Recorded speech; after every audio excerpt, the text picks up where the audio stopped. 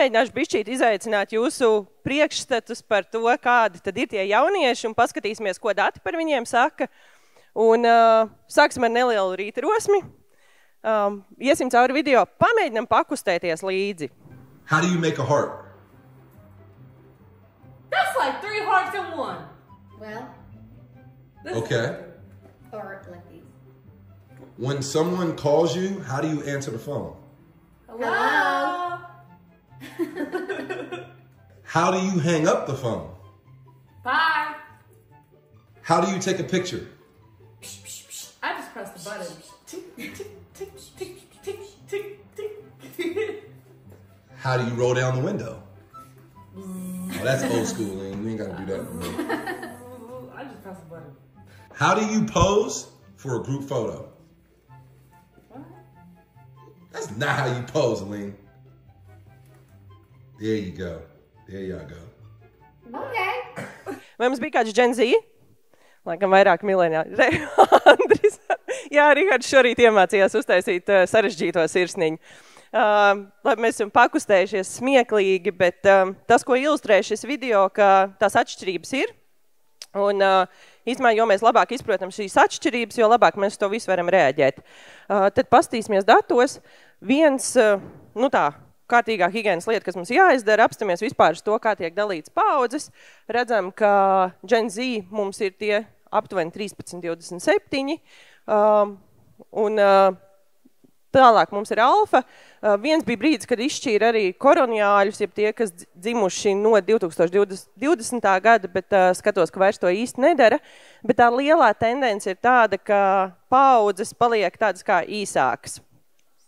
Un dodamies tālāk. Vēl viena lieta, kas absolūti raksturo šo paaudzi, viņi ir tie digital natives, jeb tie, kas jau ir piedzimuši tehnoloģijās, un viņiem īsti nav tāda lieta kā jaunās tehnoloģijas. Kaut kā pārstās.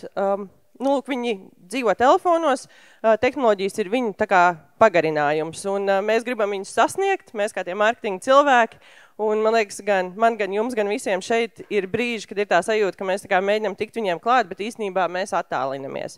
Un tad skatoties, kāpēc tas varētu notikt, viens no skaidrojumiem ir tas, ka mēs ļoti ticam funelim, un mēs daudz esam strādājuši caur funeli, un mēs esam visi labi pazīstami ar šo schēmu. Dažreiz viņai izdala vairāk šīs sadaļas, bet būtībā mums ir awareness, interest, desire, action, un tad mēs nonākam pie šī holy grail, jeb lojalitātes, un tad mums ir tas klients, kurš ir izkrits cauri šie piltuvītei, un ja nu viņš nav atbiris, tad viņš ir tas mūsējais, un viņš ir tas lojālais. Un tā mēs uz viņu arī skatāmies, tā mēs būvējam customer journey, un viss it kā ir labi un forši. Līdz mēs nonākam pie Gen Z, jo Gen Z šo funeli ir salauzuši. Un tas, kur viņi tagad dzīvo, to papētīja Vogue kopā ar veselu grupu pētnieku, ar veselu aģentūru, kas ir jauniešu pētnieki.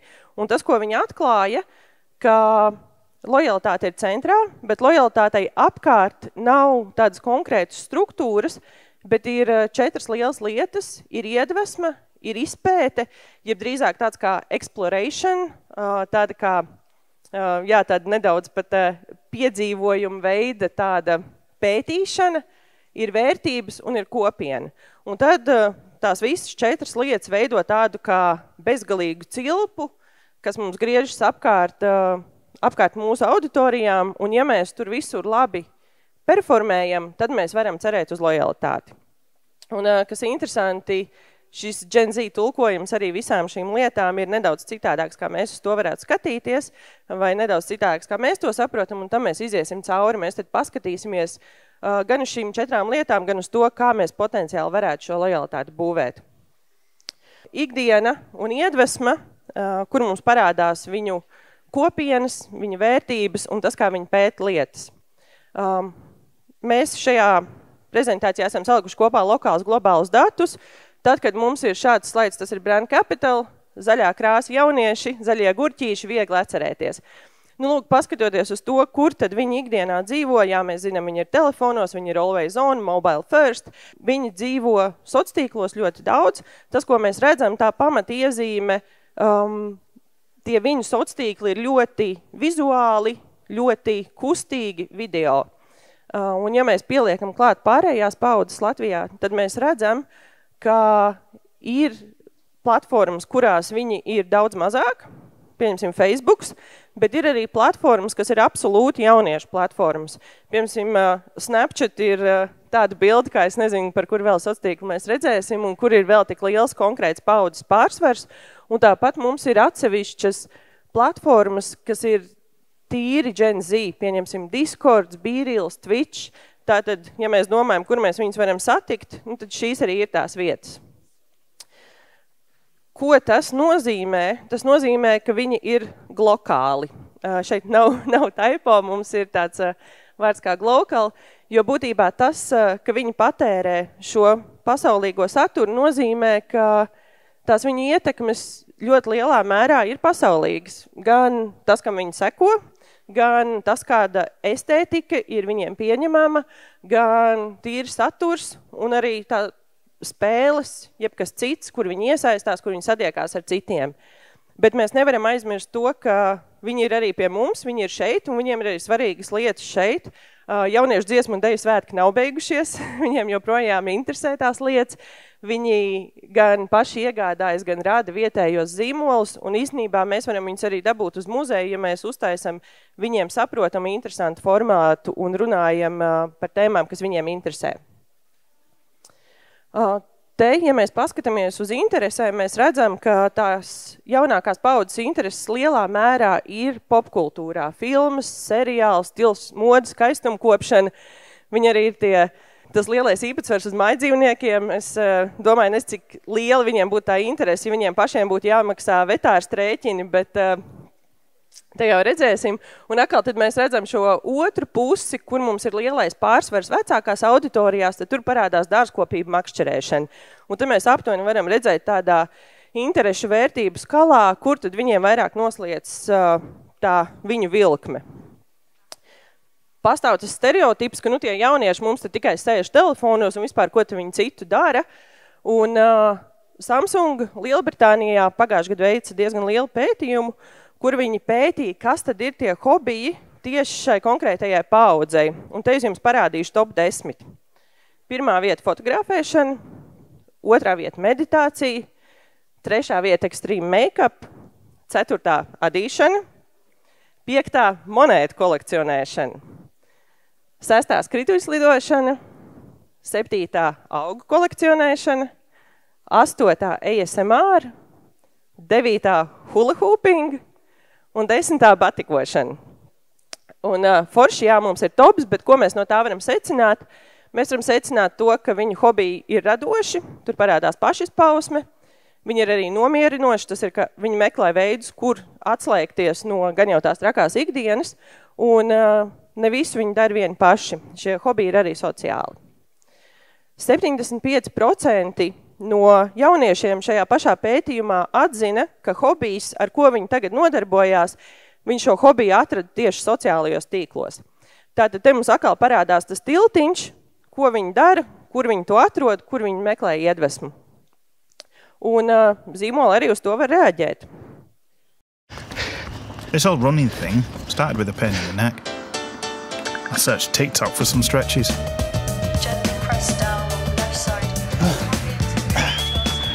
Then I thought, well, I could probably do with more than a stretch. And that led me to this geezer. Running the entire length of Africa. I'll give that a go. Running an entire continent? No, I'll go for a run. Which turned out to be a bigger pain in the neck. Until we reached the top, that one. Same time tomorrow. Oh, another one. Nu, lūk, te mums TikToks paņēmis gan to, ka šī platforma tiek izmantot kā search engine, gan arī to, ka mums ir hobiji, un īstenībā hobiji mums var arī savest kopā ar sev tuvākajiem. Vēl viens veids, kā zīmoli var reaģēt uz hobijiem, šis man ļoti mīļš piemērs, apģērba zīmols J.V. Anderson iedeva savu produktu Harryam Stylesam, tas krāsainais kārdigans. Radās baigā interesi par šo jaku, un tā vietā, lai šis zīmols, piemēram, uztaisīja kaut kādu akciju, kampaņu, iedot atlaidi, viņi vienkārši internetā iedeva instrukcijas, kā jebkurš var uzadīt šo konkrēto jaku. Un kas notika? Cilvēki vienkārši viņu sāka adīt. Vakar nočekoju, TikTokā bija gandrīz 13,000 posti ar šo hashtagu Harry Styles cardigan. Un, protams, ka mums tur nav tikai salikts finalizēts produkts, bet tur ir arī visas neizdošanās, tur ir visas ķibeles un visi prieki. Un tas arī tāds viens no veidiem, kā mēs varam būt klātesoši konkrētā hobijā. Mēs varam arī nelikt nevienam neko darīt, mēs varam būt viņiem vienkārši klātesoši. Piemēram, kā to Latvijā dara Balcija, mēs atrodam konkrētu grupu, mēs atrodam hobiju un mēs viņu tajā atbalstam. Un bieži vien tas ir tieši tas, kas jauniešiem ir svarīgi, nevis, ka mums kāds ir klāt, mums māca, mums uzspiež, bet pavisam vienkārši mūs atbalsta tajā, ko mēs darām. Vēl viena raksturojoša lieta ir pašizpausme, kur mums arī parādās gan šī kopiena, gan intereses, gan arī vērtības. Un tā ir ļoti raksturojoša tieši šai paaudzei.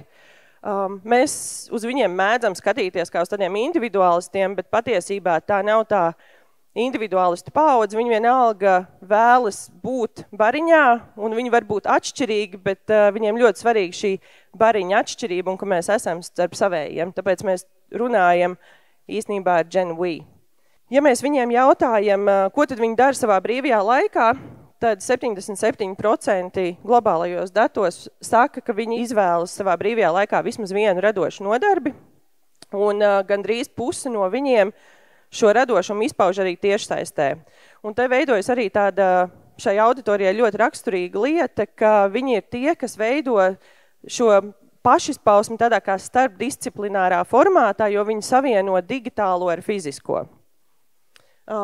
Viņu estētika, šeit tāds neliels piemērs, tāda kolāža, bet, manuprāt, tas, kas arī iezīmējas gan Cluttercore, gan Eclectic Grandpa, gan arī viņu aksesuāros vai cilvēkos, kuriem viņi seko, tas ir tāds bišķīt kā dumpinieciskums, tāda nepareizība, sava ceļa iešana, mēs daram, kā mēs gribam. Mums vienalga par kaut kādām uzspiestām normām. Tas nenozīmē, ka mēs neiekļaujamies, vai ka mēs nesaprotam, vai ka mēs negribam, bet mēs ejam to savu ceļu un mēs veidojam to savu rokrakstu. Un šeit arī piemērs no zīmola, kā mēs varam reaģēt uz vizuāliem kodiem.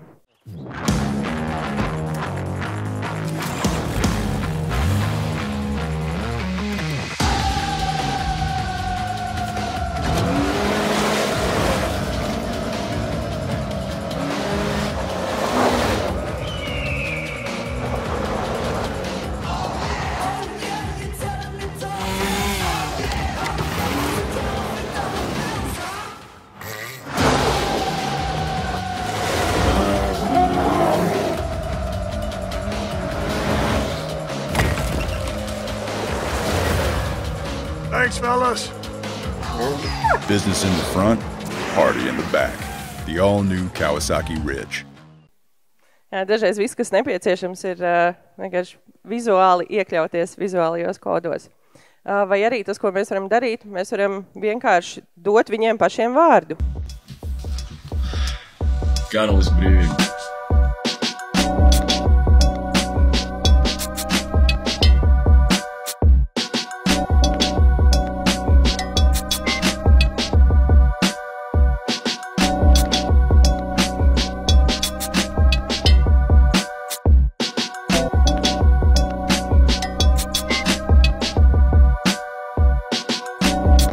Un tas veids, kā mēs varam būt klāt šajā pašizpausmē.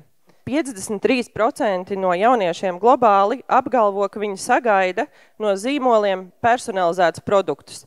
Tad nepietiek ar to, ka jūs vienkārši kaut ko uztaisat, viņiem ir jābūt iespējai vēl kaut ko tam pielikt klāt. Un zīmoli to zina, zīmoli to jau dara. Šeit tikai pāris piemēri, sākot no botām, turpinot ar Pandoras tipu rotas lietām, spēļu konsolēm un iespējams arī pat M&M's personalizēt. Tā kā, ja jūs sakat, ka jūsu produktam visdrīzāk nav tādas iespējas, tad vienmēr atceraties M&M's, pat viņi ir izdomājuši, kā viņas var personalizēt. Šeit arī piemērs, kā uzrunāt jauniešus un dot viņiem to, kas viņiem ir svarīgs tajā brīdī, kad Mēs zinām, ka maķītī tu neesi tas stilīgākais, kad tu stāvi aiz letes.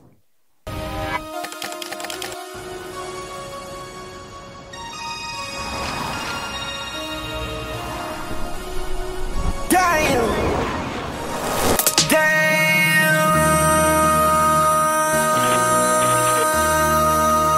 MC, make another hit.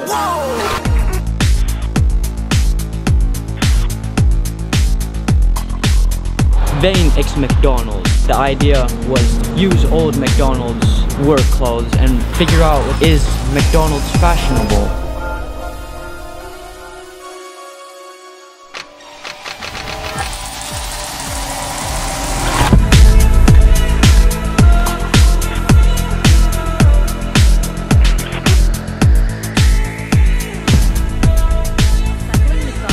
Looks like this barber is really cool. This club is really cool. McDonald's uniforms just became fashion thanks to Vane. Vēl viena lieta, vienkārši iedodam produktu cilvēkam un apskatāmies, ko viņš ar to var izdarīt. Un rekur Tomijs Kešs no 2 flipfoniem uztaisīja brilles un apdzina pāris velosipēdistus pavisam godīgā veidā. Vēl viena lieta, kur īpaši iezīmējas kopiena un vērtības, ir tas, ka šai paaudzei nav tabū, vai vismaz jebkurā gadījumā šis tabū procents ir daudz mazāks nekā citām paaudzēm. 62% jaunieši pēc globāliem datiem saka, ka viņi vēlas mainīt pasauli uz labu, un 56% uzskata, ka viņi to var izdarīt. Tātad mums ir tādi ambiciozi, apņēmības un vērtību pilni jaunieši. Un mēs to redzam arī Latvijā. Mēs redzam, ka jaunieši ir tā paudze, kas ir liberālāka, kas ir atvērtāka, kas redz mazāku plaisu starp dzimumiem, kas ir atvērtāka arī laika pa laikam lietot vieglās narkotikas.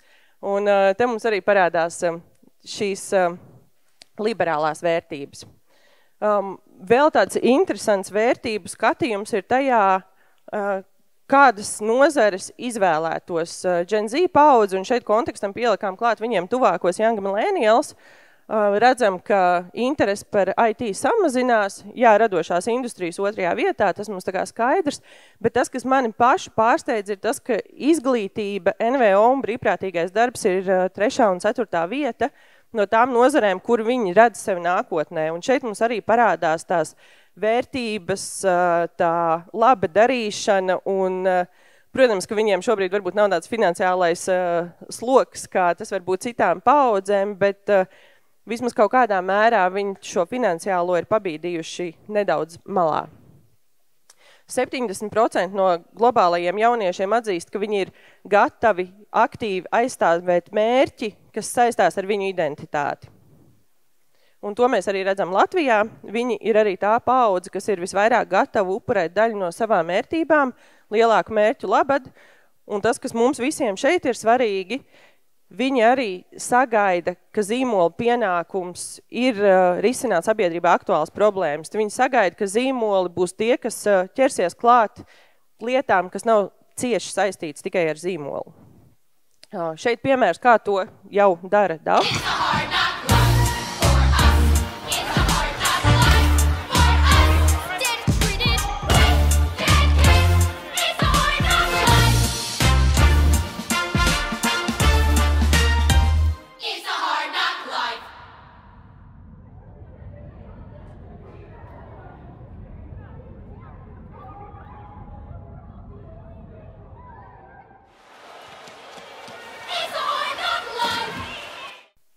Tad šeit arī mēs varam atrast problēmu, mēs varam saprast, kādas ir mūsu zīmola attiecības ar to, un mēs tam visam varam palīdzēt.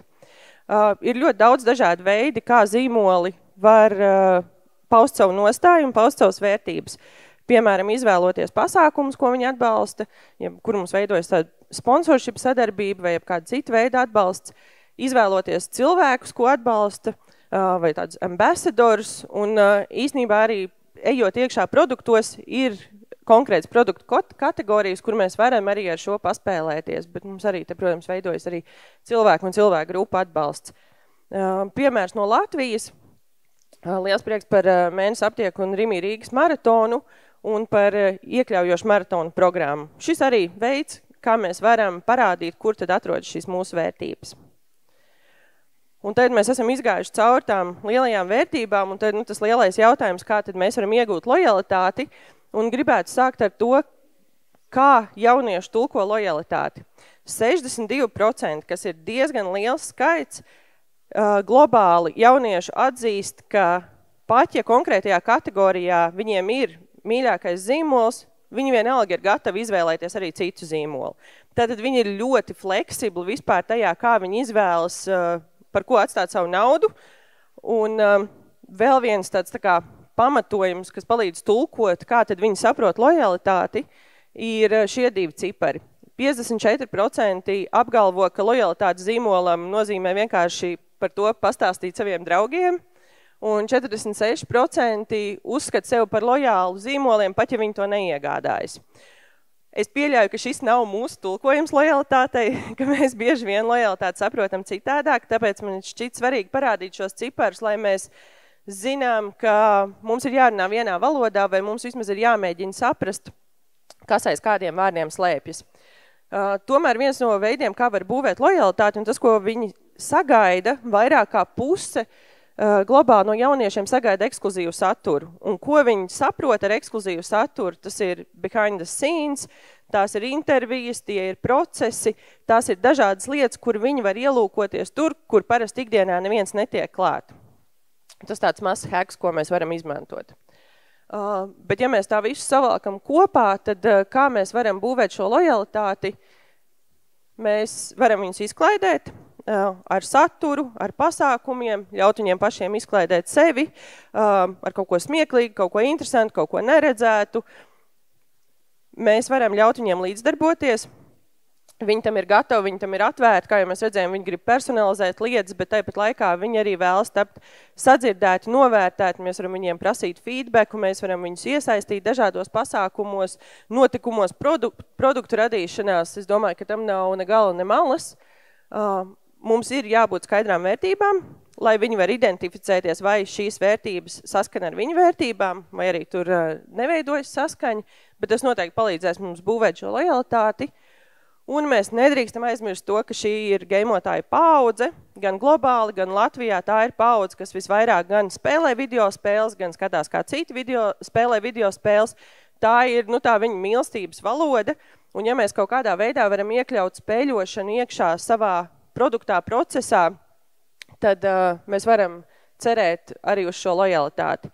Lūk, un nobeigumā vēlētos atgriezties pie šīs bezgalīgās cilpas un atgādināt to, ka funelis ir saplīsis, ja mēs runājam ar šo auditoriju. Vairāk nedomājam tieši tādā customer journey, kā mēs esam raduši domāt, bet mēģinam padomāt par šīm 4 konkrētajām lietām, padomājam, kā mēs varam tās tulkot savā kontekstā, lai tad mēs varētu nonākt pie tās citādi tulkotās lojalitātes.